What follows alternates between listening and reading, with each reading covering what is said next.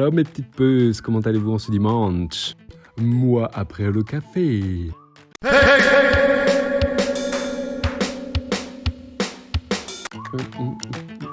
Pardonnez-moi. J'ai toujours aimé écrire. J'ai toujours eu le besoin d'écrire pour dire ce que je ressentais, pour dire quand tout allait mal ou même quand tout allait bien. Mais j'ai toujours ce besoin d'écrire.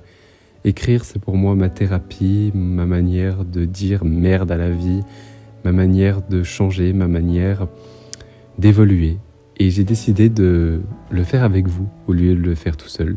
Et j'ai surtout décidé de m'écrire une lettre que j'allais relire dans 10 ans. Alors bienvenue dans ma confession, dans ma lettre, ou simplement dans mon monde. Appelez ça comme vous voulez, mais je suis heureux et ravi de vous accueillir. J'avais envie de vous parler de quelque chose qui m'a énormément touché, qui s'est passé il n'y a pas si longtemps. C'est un événement pour moi tragique et j'avais envie de vous en parler. Ça s'est passé le 21 mai, c'était un dimanche. Ma maman, mon beau-père et ma grand-mère sont arrivés. Moi j'étais avec mon meilleur ami dans la cuisine et je me suis dit mais il y a un truc qui va pas.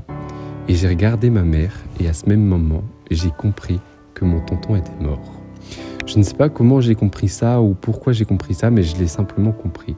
J'ai tout simplement compris qu'il était mort, décédé et qu'il ne serait plus jamais là.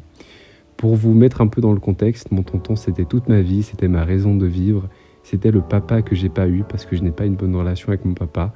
Et il nous a élevés pendant plus de 10 ans, moi et mes 3 frères, parce que simplement on devait enchaîner 3 travails pour subvenir à nos besoins. C'est une femme très forte, ma maman, et j'en suis tellement reconnaissant. Et j'ai eu cette chance de pouvoir partager des moments avec mon tonton, des moments forts en émotion. Il m'a beaucoup partagé de son savoir, de ses connaissances, de comment fonctionne le succès, de comment fonctionnent les rêves. Il m'a toujours poussé à faire mes rêves, il m'a toujours dit « crois en toi ». Et je crois que c'est ça le but de la vie, croire en soi et croire en ses rêves. Il m'a toujours poussé à être moi-même.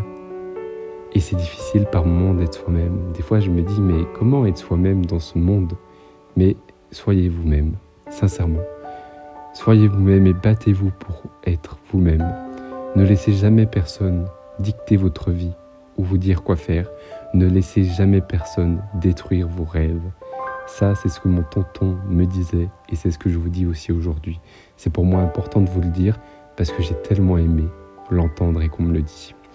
Mon tonton, c'était le meilleur tonton du monde parce qu'il était incroyablement incroyable. C'est le mot pour moi qui définit. C'est un homme qui était sage, un homme qui savait donner de sa personne.